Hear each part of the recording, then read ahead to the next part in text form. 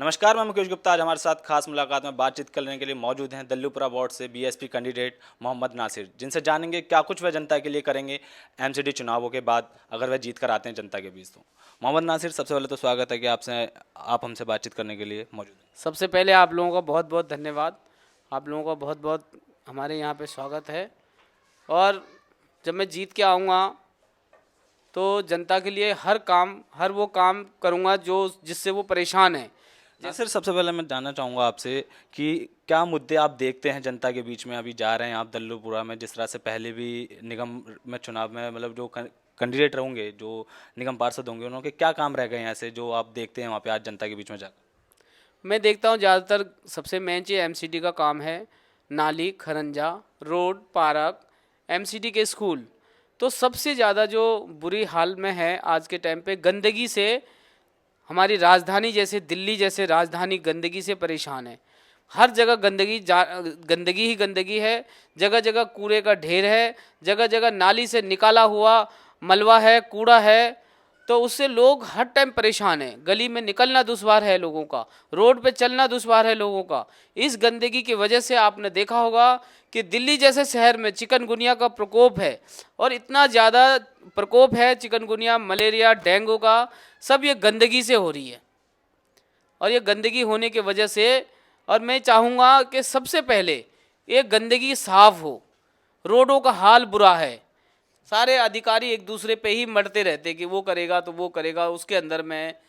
तो ये सब सोच के अगर मैं जीतता हूँ तो जनता के लिए सबसे पहले स्वच्छ, जैसे मोदी जी का स्वच्छ भारत अभियान है ना, उसके तहत सबसे ज़्यादा स्वच्छता पे मैं ध्यान दूंगा। जब तक स्वच्छ रहेगा तो स्वस्थ शरीर होंगे, स्वस्थ शरीर होगा तो सशक्त मस्तक होगा। जिस तरह से आप बता रहे हैं स्वच्छ अभियान के बारे में बात कर रहे हैं, आप इतनी सारी आप समस्या देखते हैं। अगर मैं आपकी बात करूं तो जिस तरह से आपने इन सारी चीज़ों पे फोकस किया है कि ये सारी चीज़ें आपने देखी हैं परेशानियां, अगर मैं आपकी बात करूं तो आप थोड़ा अपना बैकग्राउंड बताएं, किस तरह से आपका राजनीतिक बैकग्राउंड रहा है अब तक का। मैं 2014 में पीस पार्टी से पार्लियामेंट इलेक्शन लड़ा था।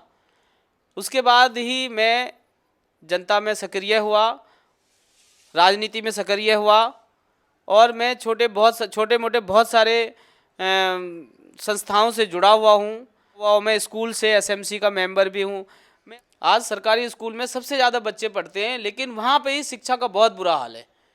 एमसीडी का सबसे मेन चीज़ देखिए, एमसीडी में जो प्राइमरी स्कूल होते हैं वहाँ पे स्कूल में शिक्षा का बहुत ज़्यादा अभाव है।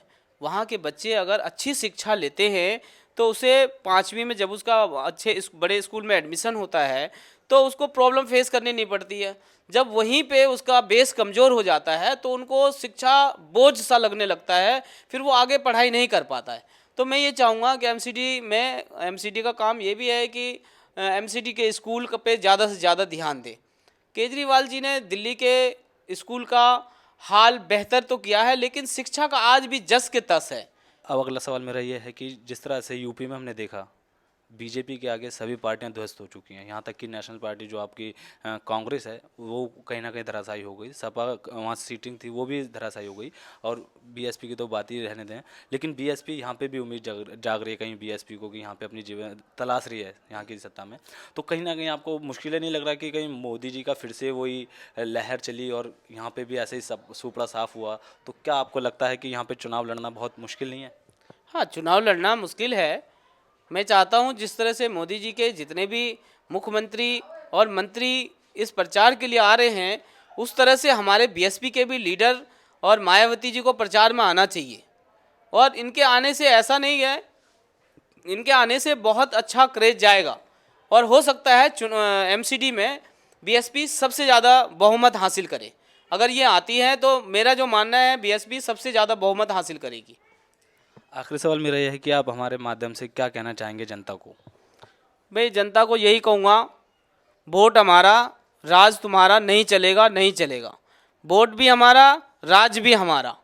जिसका वोट का अधिकार हम देखते हैं, हम कहते हैं कि अब हिंदुस्तान हमारा प्रजातंत्र है, लेकिन प्रजातंत्र कहाँ है? राजतंत्र है। यहाँ पे जो प्रजा वोट देती है, जो प्रजा सबसे ज़्यादा मेहनत मजदूरी करती है, वही सबसे पीछे है।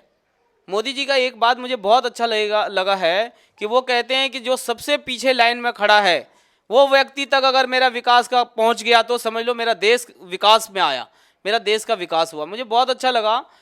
तो ऐसे ही मैं भी चाहता हूं कि हर जनता, हर गरीब आदमी तक जो सरकार विकास का फंड देती है उन जनता तक पहुंचना चाहिए। मैं देख रहा हूँ आप मोदी जी की काफ़ी तारीफ़ कर रहे हैं। मैंने 2-3 बार देखा आपको, मोदी जी की आपने लाइनें बोली हैं। तो आप मोदी जी से ज़्यादा इम्प्रेस है या मायावती जी से ज़्यादा इम्प्रेस है? मुझे मायावती से ज़्यादा है, लेकिन अभी देश के प्रधानमंत्री मोदी जी हैं तो उनका कार्यशैली भी अच्छा है, ऐसी नहीं है, वो देश के लिए अच्छा काम कर रहे हैं। लेकिन हमारी मायावती जी भी हमें बहुत अच्छी हैं। उन्होंने जब भी यूपी में जब भी सत्ता आया है, देश में उनका जब भी कहीं भी सत्ता आया है, वहाँ से गुंडागर्दी खत्म हुई है। उन्होंने बहुत अच्छा राज करके दिखाया है। मायावती जी ने ये साबित कर दिया कि देश में अगर गुंडा राज खत्म करना है तो मायावती का राज लाना होगा। थैंक यू, शुक्रिया, आप लोगों का बहुत बहुत धन्यवाद।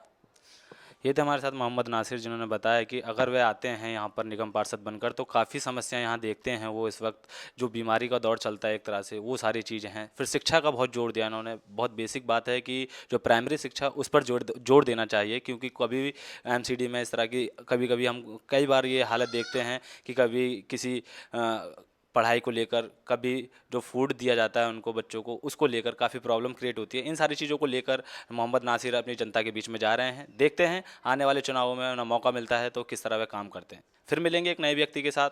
हमें दीजिए इजाज़त। नमस्कार।